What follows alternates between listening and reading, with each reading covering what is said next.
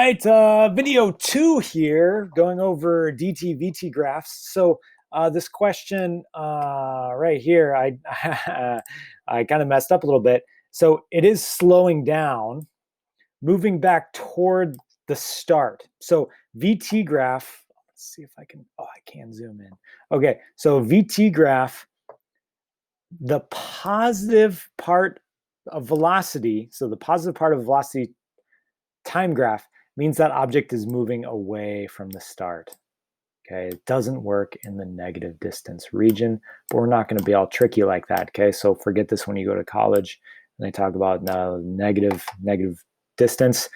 Don't worry about it. And then down here, negative velocity means you're moving toward the reference point. Okay, so we want to find an object that that is slowing down.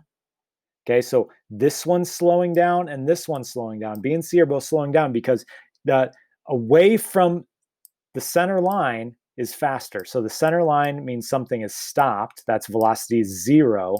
And away from the line, the center line is fast. Okay, like high positive and high negative, or low, I guess you call it low negative, double negative. That's not, I wrote the wrong thing. Now I can't see my tools. There are my tools. Okay. Race, it's not stopped. It's fast down here. Okay. So we are faster away from the center line. So these ones both go, they both slow down. So we go from fast to slow. And this other one goes from fast to slow. Okay, because they're both getting closer to the velocity 0 line here in the middle. But which one is going back toward the start? Remember, is negative velocity. So it would be this one, letter C, graph C. That is the winner. It is going back toward the start, and it is slowing down. Let's do another one and see if I can get away from all those. Oh, cool, I can get away from all those things. Okay, next one. Different ramps and acceleration. So is this on the retake? We're just going to skip that. Okay, let's go back down to, the VT graphs. That's it for VT graphs. Okay, so that's it for VT graphs. 2 short videos. We have going back toward the reference is in the negative velocity region down here in the bottom. Going away from the reference is up here in the top, the positive velocity. So in fact, if we were going to draw a DT graph, let's just do this with our little time here. Okay, so a DT graph of this is, so I'm going to go negative.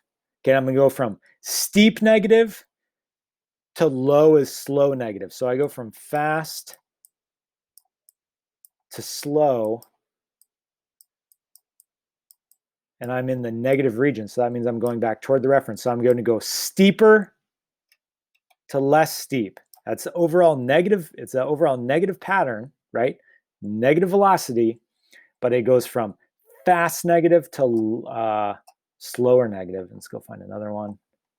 Right here, well, what would this one look like in a VT graph? So VT graph, remember, is velocity time.